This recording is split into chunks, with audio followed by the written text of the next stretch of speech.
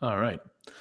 All right, hi everybody. This is Dennis Stoica with Modern Air Warriors. Coach Dennis Stoica with Modern Warriors. Welcome back to another amazing, exciting podcast in our series of podcasts of integrated warrior training, right? Reality-based self-defense, functional fitness, grappling, striking, shooting, yoga, Pilates, you name it, right? Everything that we do. And we're all about bringing in the best people on the planet, people that we can associate with, like-minded people that are doing things that we are doing in life. And I am so lucky this year. The past 12 months, we've had a couple UFC fighters on as well.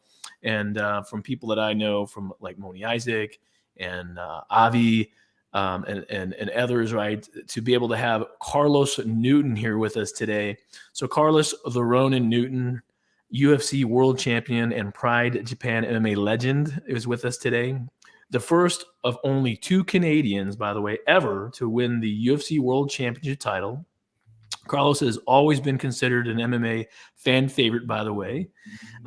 He's a submission master as well. Carlos is one of the most recognizable international dominant fighters to have pioneered MMA, by the way, competing worldwide in the most prestigious MMA organizations, to include UFC, Pride, FC, IFL, K1, and Shudo. Carlos was the first Warrior MMA black belt under Terry Riggs and holds one of the highest ranking BJJ black belts in Canada as an IBJJF third degree. I still think so, right? Under Renzo Gracie, Brazilian I'm up for Jiu-Jitsu my black. fourth. Up for his fourth, awesome. But yeah, Good to who's go. interested in paperwork these days? With an outstanding professional career lasting over 15 years, that is a long time to do this type of business, right? And one of the Canada's most successful mixed martial arts icon. So, Carlos, thank you for being here today to share your time with me and all the Modern Warriors that are out there as well. Anything to add with regard to your bio you want to make sure that you throw in there? Oh no, who it's all good. Good to go. It's all good. So I like to start out my first question to everybody, Carlos, which is a follow-up anyway, so I'm going to make you add a little bit to it, right? Who is Carlos Newton? Past, present, current, future. Who is Carlos Newton, and what is your purpose, passion, and principles? Well, I'll start with the last one. Yeah. My principle is harmony. That's oneness, harmony, being at one with the situation, and being one with life. That's my principle. Cool. I try to express that in my technique, and and also just express it, as an absolute truth. You're part of the whole, and I always recognize that first, especially when times are tough. Return to the whole and know that you're not alone. You're part of this life. Life and you are inseparable. So just get on with it. That is awesome. In my coaching, we talk about the one thing and the one thing mission, as it comes back to what one thing am I? Like, to me, that's part of the purpose, right? Your one thing mission, my purpose, and and purpose, passion, principles is the why. It's like why I'm here, right? So very awesome. Cool. Awesome. Thank you, Carlos. Tell us about your career then. So I'd love for you to share a little bit with us today on things like, how did you get started in mixed martial arts, perhaps? And how did you fight for 15 years? So like, how did you get started? How did you fight for 15 years? And then like in many of the different organizations too. I know like today you couldn't even fight if you're in the UFC. You're in the UFC or you're not in the UFC too. So yeah, can you share some of that with us? Well, I think with all what I'm about to say, I can answer some of the other previous questions too. Basically, I got into martial arts pretty young, and my stepfather was a black belt in karate. I basically was like a 4 or 5 year old sitting in the yard watching him do his katas, watching him do his sparring, and just watching him do his exercises. I have pictures of me at 6 years old laying on his bench press and trying to lift the weight. Cool. It's not going, but I'm trying. And I grew up in that environment, and started competing when I came to Canada and was good at it. And while I was competing, I realized, I guess, pretty young too, that there's gonna be more life than this. So I tried to keep it a balance. Stayed in school. When I won my UFC title, I went back to York University and I wrote my fourth year psychology exams the next day, pretty Awesome. much. Yeah, and I think that helped a lot with the longevity. Just keeping my mind uh, diversified. you know, Hmm. not putting it all in one basket, and at the same time, still try to tie it all together and try to find the common principle in it all, and let one thing feed into the other. You Very know, awesome. I learn about physiology, I learned about psychology, applied it to myself as an athlete. Yeah, Awesome. So some self-learning to help you kind of coach yourself, if you will, right? And your obviously father figure was a huge important piece in your life. And I'm yeah, sure other people along the way still to this day, coaches and mentors also, right? Because I know students that I have and students that you have, right, look up to you as a coach and a mentor because yeah, that's what we are to people in the gym too, right? yeah, yeah. So and just as I got older too, competing, I got Mhm. into other things. Now I design and build houses and buildings. I develop property, Mhm. and that's kind of the family business I'm growing. Do that with my sons, and yeah, I hope one day they have a daughter who will run everything. Cool. How many kids do you have now, I got Carlos? three. Three. I got three. Awesome. Did you Yeah, and the you just had youngest a is baby, right? yeah, the youngest is 2 months Yeah. old. Awesome. Very Yeah, good. I he's know. doing quite well. Congratulations. Yeah. Thanks. Keeping you up. And you know, that's kind of what I'm into these days: design, build, and also still just I'm still a student, so I like to travel and Mhm. learn. That's my thing, and I want to travel and learn with my Mhm. children, be alongside them in class. You know, Awesome. set a good example of what it's like to be a good student. And I guess I'll fall into the teaching role at some point. We used to have a gym. I had a gym. I actually owned the house next door to my gym, Mhm. and but COVID came and we closed the Mhm. gym. So, So and yeah, so that was my next that's question still actually. open. So what is Newton MMA if it's still right now since COVID, it's kind of all been on the back hold in Canada? Yeah, and Okay. construction and land development has been something that hasn't slowed down. Mhm. So I really, between having my new boy come into this world, Mhm. I just kind of had to put that Sure. off, put that on the Sure. back burner. And Is again, there the emphasis was to learn. So sure. Well, no, hey, move from what student to fighter at the same time. Like you said, you're doing your own. That very next day after winning the title, we're back doing schoolwork, right? yeah, You're a lifelong learner. You said you're a student, right? You want the best for your kids too, and work beside them, and you have your business and the passion. There's still some passion there, I guess, for teaching the martial oh, art to some I extent, right? I like sparring the most. I Yeah. I still love a good nice good 9 sparring rounds. Yeah, Awesome. with random people. That's still my favorite. Awesome. 3 to 5 minute rounds, and then somebody yells switch. That's still that's still Very my good. favorite by far. And, Awesome, Carlos. some people avoid you, some people are trying to catch you. it's fun. One of the things I learned from actually one of the Gracies, actually, right? So one of the ways I spar and get a little tidbit, the extra question in, right? So I love the attitude or the concept of um, keep it playful, right? But and also keep it real. Yeah, So you can have some rounds where you're keeping it playful a little bit more, and some rounds where you're going a little bit harder, yeah, or today we're going hard, or today we're going to keep it playful, right? So I think yeah. that's maybe one thing, at least that I found too, that helps people for longevity, Oh too, yeah, for your 15-year career. Um, Maybe I'm wrong, but you probably didn't go crazy, crazy hard for 15 years. Some of it's probably up. You're preparing for a fight. After the fight, it's a little bit more relaxing. Can you share a little oh bit about yeah. that? What- Well, I would say for actually it's pretty go go go. Okay. It was go go go. I Hmm. I brought my textbooks to the gym. It was go go go. Awesome. Yeah, Very I good. still yeah. I trained a lot. I trained 5.5 days every week, fight or no fight.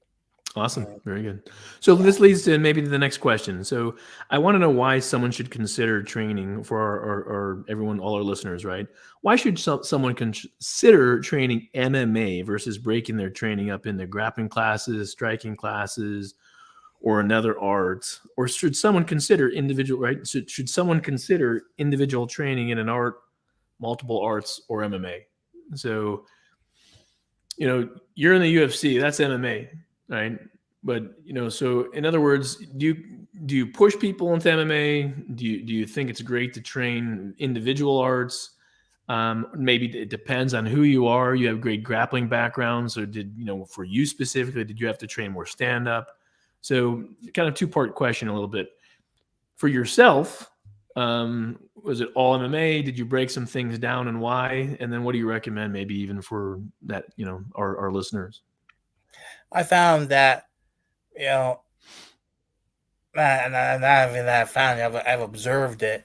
You know, all martial artists when they master their art and given given some things are equal, like empty-handed Mm-hmm. combat, empty-handed martial arts, when they're all when you take them to their maximum, they all start looking the same. The artist, the practitioner starts. They all start moving the same, because at the end of the day, at the end of the road, we're gonna get to the same place.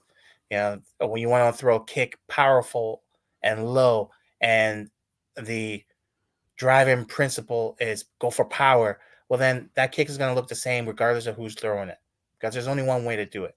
The physics dictates it. We don't make it up. All right. Mm-hmm. And I find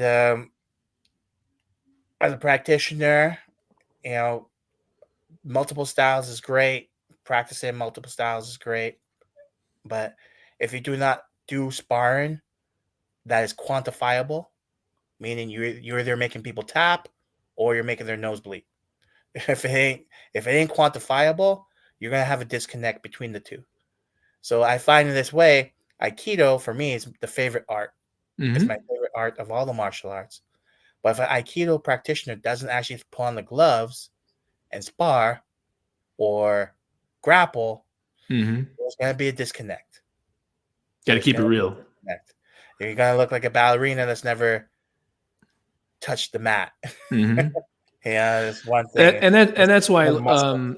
in my business, Modern Air Warriors Integrated Warrior Training, we're primarily reality based self defense, and you can't take some of those things full go by striking the groin, and Exactly. we're not wearing head protection and stuff. That's why we promote people still doing good basic grappling and striking classes. Got to learn to take a punch and be able to deliver some punches too, right? And be able to Yeah. tap and fight on that ground still too. So awesome, Yeah. very good. Yeah. And, principle wise, like I remember watching Floyd Mayweather knock out Ricky Hatton, where Mm-hmm. Floyd actually backed up, or Ricky Hatton pushed forward, and Get Floyd him into was the in the punch. corner. Floyd was in the corner, and right as Ricky Hatton I think he threw a right hand. Right as he threw his cross, Floyd pivoted out the corner and hit him with a left hook. That technique to me was like perfect Aikido. The way it was done, the psychology of Aikido, the fact that he was backing up and Ricky Hatton felt like he had him committed to that motion going forward, and Floyd pivoting off of it and tapping him on the jaw with the Mm-hmm. left hook and knocking him out. That to me, that is Aikido. That's what Aikido does. It drops his Cool. guard so that you come in, you know.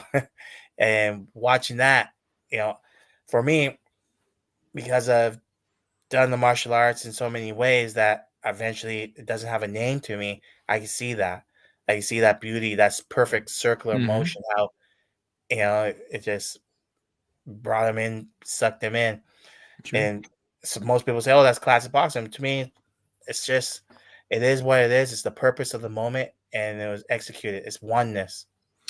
So I And also, I mean, you're during your time, right, in UFC and Pride, et cetera, right? So you're a big submission master too, though, right? So I hear you yeah, talking a lot about striking these days too. So well, or a lot of people don't know my gym, my head coach Mm-hmm. was my boxing coach. I grew up in the boxing gym. It's just in the boxing gym, I was the only guy doing grappling, and Mm-hmm. I would train in that gym during the daytime, and in the evening when all the dojos were open up for like their 7 p.m. classes and stuff. Mm-hmm. I would go train in my BJJ and other stuff. But Mm-hmm. during the daytime, I was a kid that hung out in the boxing gym Gotcha. all day. So that kind I of goes showed up back to like the last 11. I showed up at like 11 a.m. I left at like 4 p.m. hours Yeah, of training every day, like you said, yeah. 5.5 days a week, 5.5, 6 days a week, 5 hours a day, or It was whatever. I five think and is a what you half said. days a week. Five and a half. Very Five and, yeah. specific. Five Yeah. and a half. Because the half day was just a fun day in the morning, Mm-hmm. spar, let's have some fun. Yeah. Short, sweet, intense, Mm-hmm. and take a rest for the rest of the Cool. day and take a rest the whole next day. So what I'm hearing from you a little bit from our last question, then a lot of your training was divided up a little bit. Boxing was boxing, the BJJ Yeah, was the BJJ, and then you kind of put it yeah, together, maybe a little bit yourself for your career yeah, too. Okay, yeah. That's how it awesome. is. You know. Um, what do you do for fitness these days? And kind of what were you doing when you had the gym, and what were you doing when you're training? If you want to discuss some of that, right? So how much of the fitness was separated by, or was it martial arts and self defense? Like I know a lot of guys that like fitness. What's fitness? I just do BJJ. So personally, we promote extensive fitness with what we do still, right? Yeah, To get great cardio, great muscular endurance, muscular strength, right? Cardio and mhm, muscular endurance, right? yeah, To me, it allows that fighter to go the long haul. Go ahead. yeah. Well, for me, fitness wise, yes, we have our exercises, our exercise routines, and circuits that we do in the class. Mm-hmm. But I primarily, my favorite way of staying fit was to spar hard, Mm-hmm. spar intensely, but safely. I'm big on safety. Mm-hmm. Like if we're just doing sparring where we didn't touch one another, I still threw the punches hard, still threw as many as I could. Mm-hmm. Work. The sweat had to run off of you. Yeah. And yeah, and again grappling too, sparring, rolling intensely, going hard, going yeah, Doing the going work. going a Sure. lot of sprints, a lot of sprints in the sparring. So when you go in there throwing combos, you get right back in, throw another combo, go, and then get in your bike, catch your breath, get back in there, just pushing the pace, but doing it safely. A lot of times you can do that without smashing the Mm-hmm. person's face in. You Mm-hmm. know, if you can just tap a guy on the body 10 times, it still takes a lot of work to do that and then do it Sure. again in 3 seconds. Yeah. So this is interesting because a couple follow-up questions I wasn't going to ask today too, right? So I'll ask then, how important is it to have an amazing training partner or training partners, right? That can Oh, that man. can that can push you, you push them. They're at good limits, right? How important is that? Yeah. Very important. I always taught my kids, taught my students, one of the greatest skills you're going to need to learn, and it will feed into your martial arts, is how to keep your partner safe and Yeah. avoid injury. As it will teach you how to injure as much as learning how to injure directly. Mm-hmm. It will Mm-hmm. teach you just as And, much.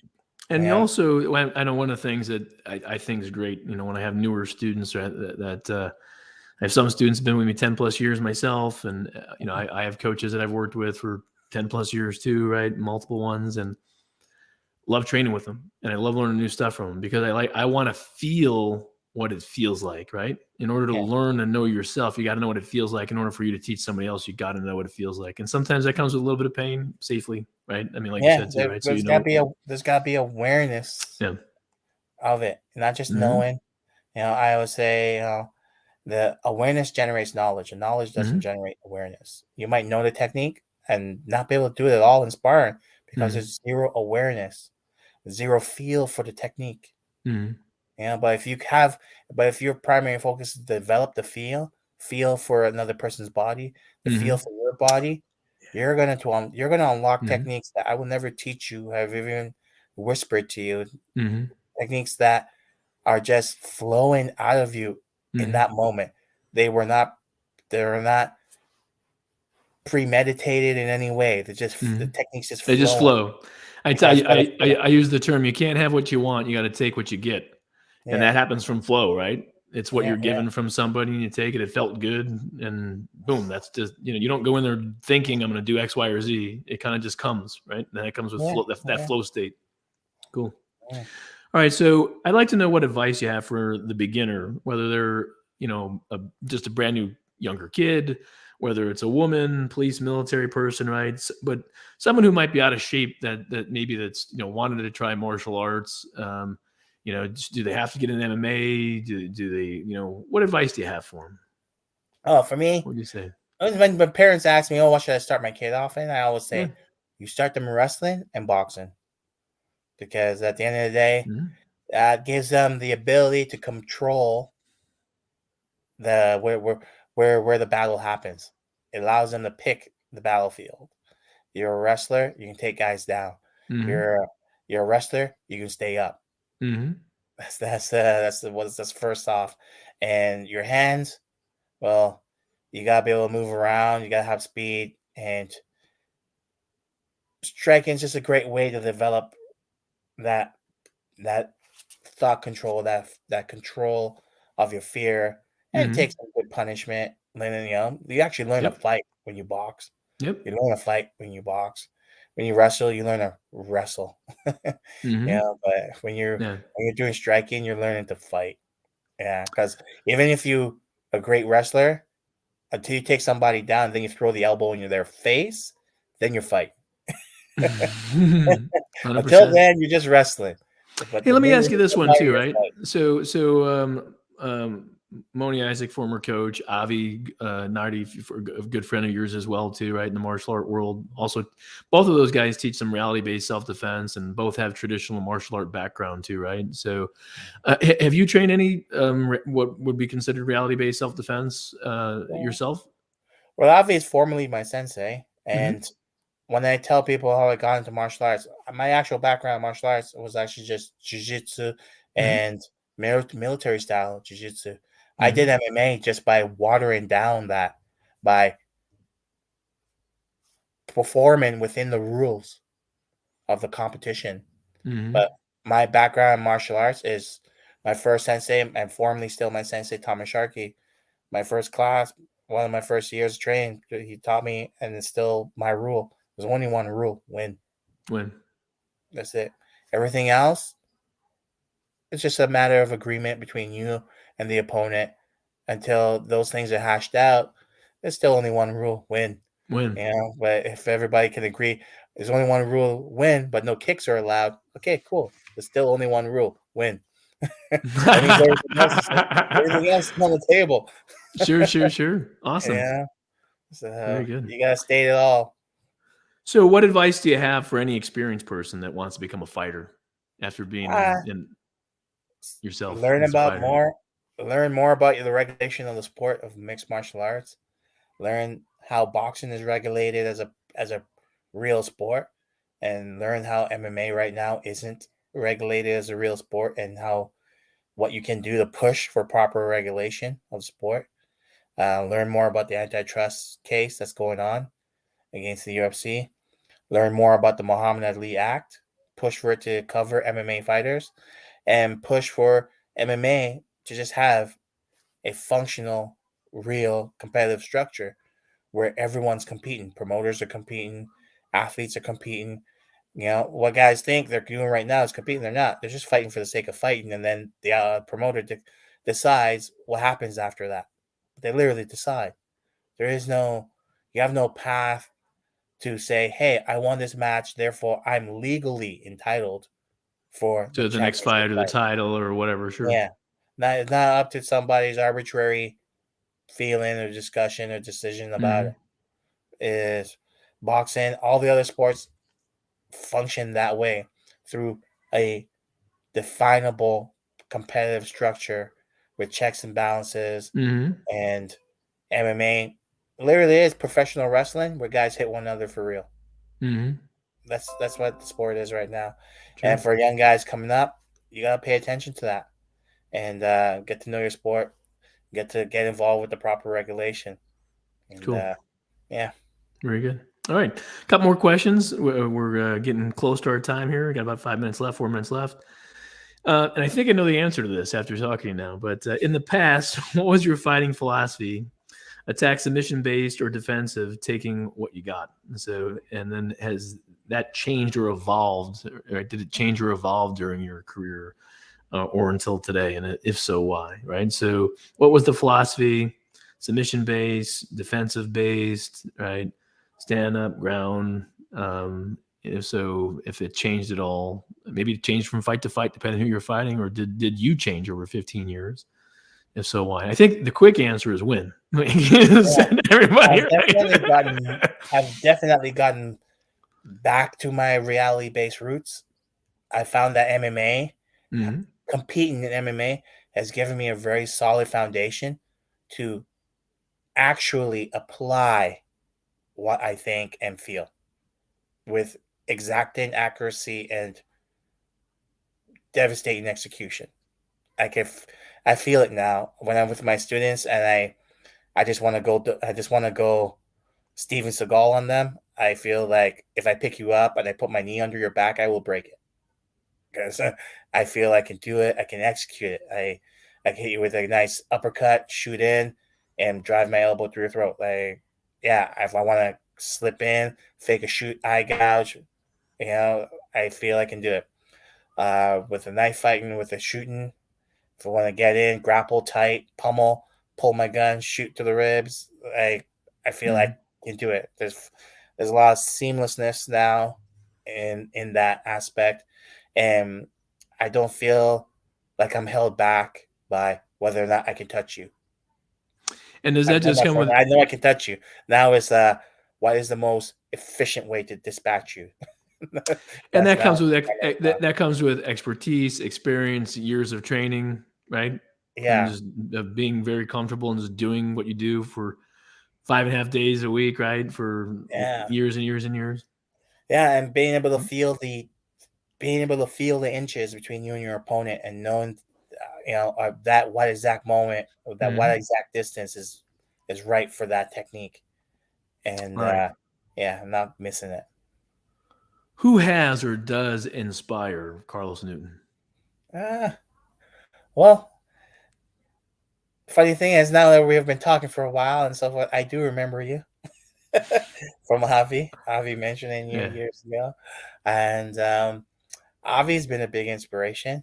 Zirko, huge inspiration, Mm-hmm. and you know Hickson Gracie, big inspiration. Yeah, very early influence in my Mm-hmm. martial art development. Very Connor awesome. Sharkey, my first instructor, Mm-hmm. an ultimate, a total badass. Went to Vietnam twice. Wow.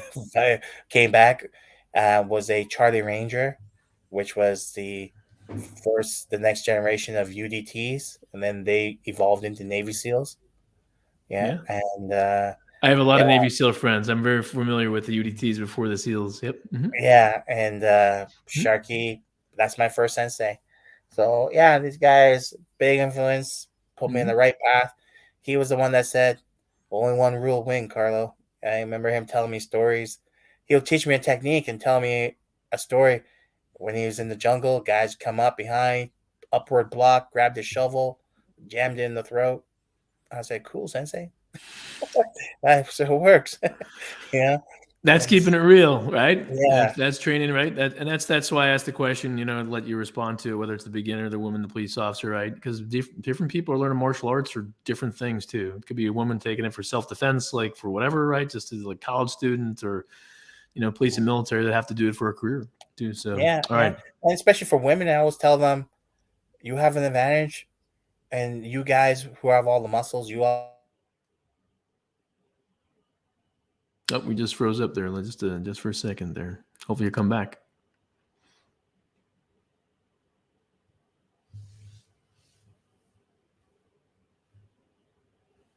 Yeah, we're frozen up here. Yep, we're back. There, we're good. all right. Awesome. Okay, cool. Yeah, Sorry I always about tell the that. Yeah, guys, buddy. I Yep. always tell the female practitioners and even the strong guys, Mm-hmm. there's weakness in strength, and there's strength in weakness. Yeah. Uh, 100%. Back to that example where Ricky Hatton got knocked out by Floyd.